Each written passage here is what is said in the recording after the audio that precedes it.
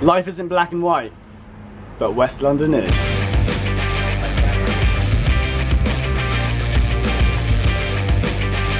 Come on, Fulham. Hello and welcome to full time at the Old Suffolk Punch, where Fulham have just won a West London derby.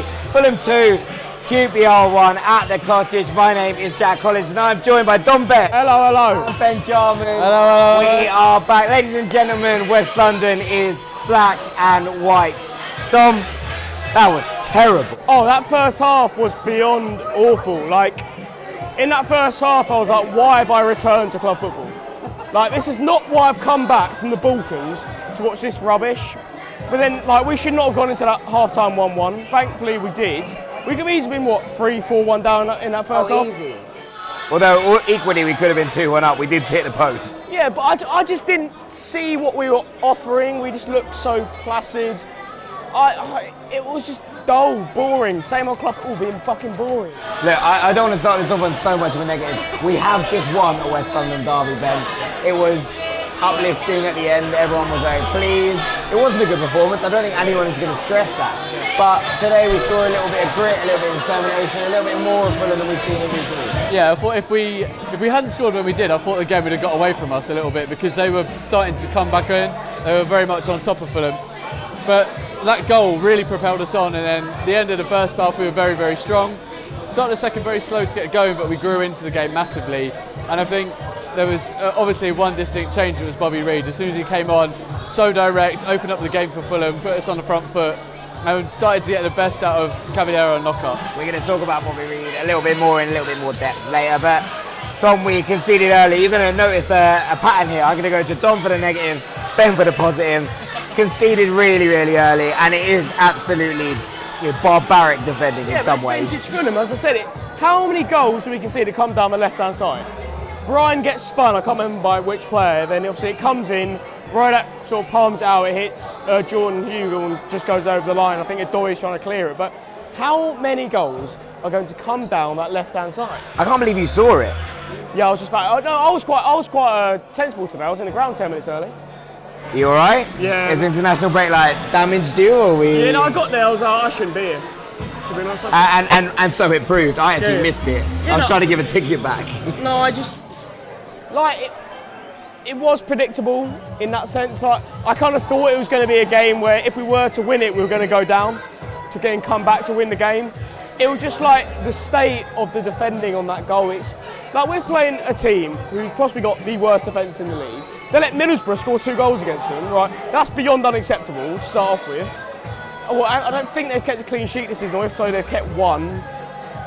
Yeah, it was just Haven't like, won all month. yeah, the way Joe Bryan just gets spun so easily. The ball gets played in the box and Rowan just palms it straight to Hugo.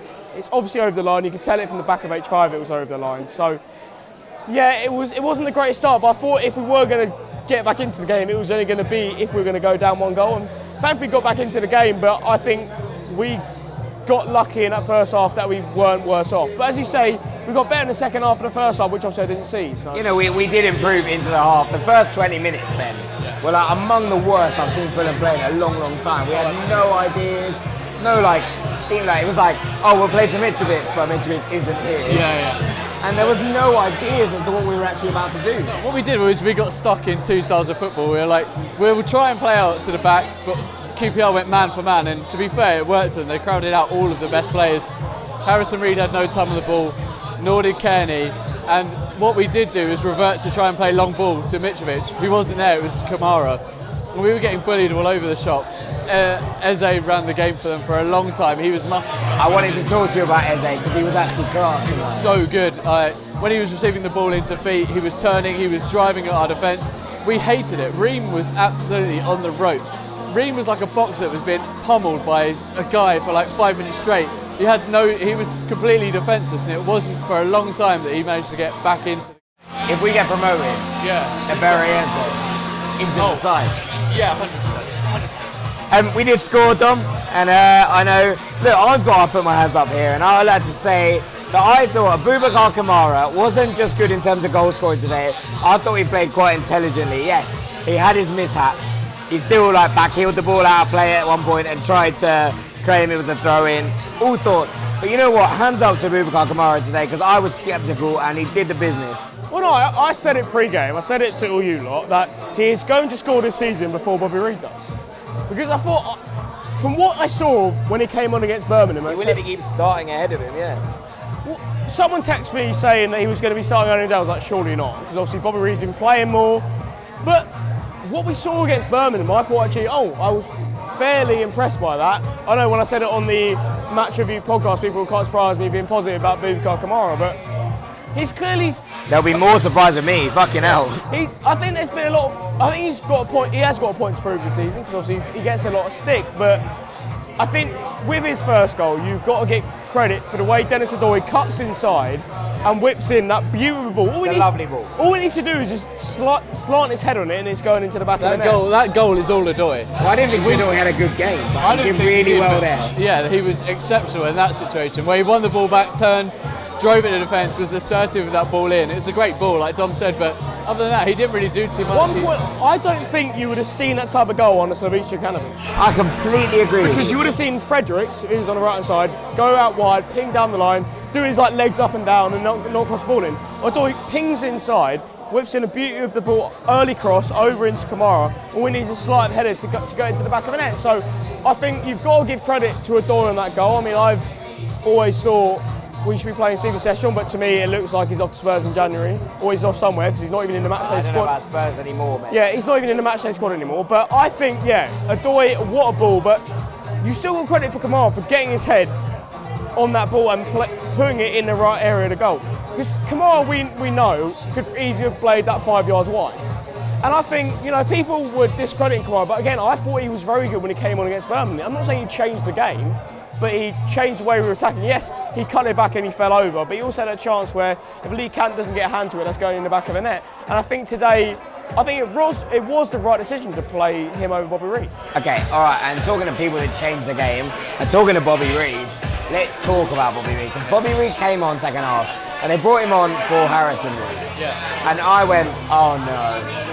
Because we didn't have a defensive midfielder. Suddenly Steph Joe's playing the base of that midfield, and I'm like, QPR have some ball players in that middle. I'm a bit worried. Yeah. And you know what? Bobby Reid was class today. Like class. If you want someone that's going to take the game, open it up, drive on and do their own thing and try and make a positive impact on the game, it's Bobby Reid. He's the guy you want. He does exactly that. The game went from being quite cagey to really stretched.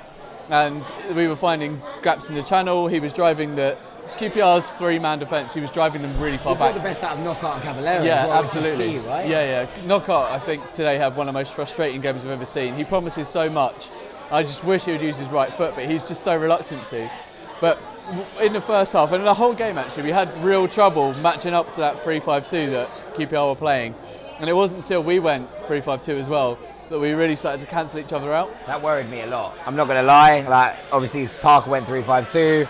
I thought at that point we actually had control of the game. Yeah. And suddenly he's taken off the midfielder and we've suddenly gone like man for man. And that really, really worried me because it didn't feel like the right decision. We'd hit the post. We looked like we were in that period. And then, we looked like we were completely in control. And then suddenly we've relinquished control of the midfield. And suddenly it's not quite as fluid as it was. And it did become a bit of a scrap of attrition at the end. Yeah, I think the only game where you can argue we've changed tactically and looked better was maybe Charlton. But I think one other point you've got to put out today, I think it's the first time we've come from a goal behind the season to win. And that's something you've got to look at, where Parker's now realised, we don't have to play one way, we can change it up. And I've said it before, with Mitrovic out, it kind of helped us that we can now play a different style. Because we're not playing the same style of football. Yeah. And I think it shows that I'm not saying with Mitrovic we're tactically inept, that's not what I'm saying, but we showed today that when we go behind now, we know how to change it around, we know how to win the game. That's important. It felt like we were tactically inept for the first 20 minutes, where we were really struggling. But after that, suddenly it feels like more of a game that we can play with, and maybe this is something we can learn from. Yeah, it was nice to see Scott make some really positive changes. Agreed. He obviously learnt from what he had seen. The introduction of Reid, like I said, was great. But the one thing I would like to see is that he needs to assess what the opponents are and how they're going to line up quicker. It took us way too long to figure out how to match up to that 3-5-2. There were so many times where Joe Bryan didn't know where to come, and like Mark Manning or the other fullback, Ryan Manning, didn't know where to go, Manning for Manning. And like it was just like, how do we match up? And they were playing through the press so easily, and that's where their first goal came from. Well, that's completely it, right? Then we got fouled. It's one of those where when you look at a 4-3-3 like that and you have to try and play through it, and we were sussed out for 20 minutes until we calmed down and started really putting our foot on the ball and actually playing through it.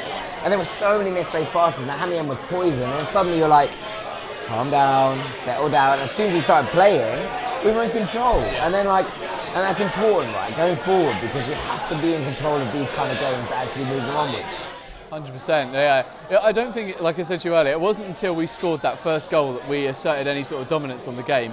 It was like the players were trying to force the play in that very early stages. They were trying to build up from the back, they were trying to play intricate, it wasn't working. They tried to play long, that didn't work. It took one or two moments of brilliance for that first goal for it to really change in our favour.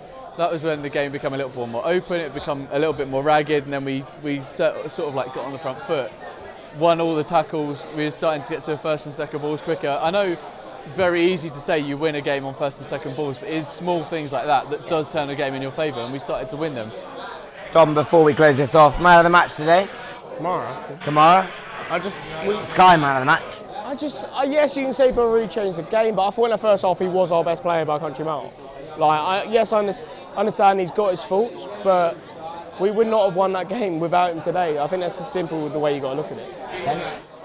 Kamara, but I would like to give a massive shout out to Marek Rodak, who I thought had a superb game in net. His distribution was bang on point today. So many excellent passes out of the back. I think with their goal, it's just he's just unlucky that it hits Jordan Hugo and goes in his back of the net. Yeah, of course. And apart from that, he's got a clean sheet. It's important. Look, we've won a big West London derby, which is important. And these games you've got to win. And we, up to fourth, obviously we played a game more than everyone else, but being in those spots, being in and around it is so crucial then. Yeah, as I said, I've said it multiple times, this game was not about how we played, neither was the Birmingham game. These two games for me were just about win games, because we know, funny enough, when we play the better teams in the league, we probably play better. Because they're going to come at us and not sit back for 90 minutes. So for me, these two games are a great way to start a run that we can push ourselves up the league. Absolutely. Ben, thank you very much. Thank you, Jack. Tom, thank you very much. As always. West London remains, for now, black and white. This has been Fulhamish full time. Thank you very much for watching. I've been Jack Collins. We'll see you next week. See you later.